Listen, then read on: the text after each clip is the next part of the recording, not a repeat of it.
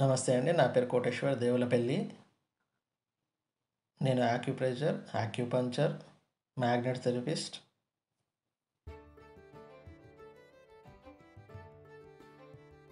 ఇవాళ నేను చేస్తున్న వీడియో చాలామందికి ఇష్టమైంది, చాలామందికి అవసరం.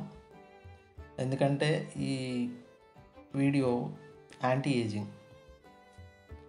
ఏజింగ్ అంటే ముసలితనం మన శరీరం మీద ఎక్కువ అవపడకుండా చేసేటువంటి ట్రీట్మెంట్. ఇది ఒకటే పాయింట్.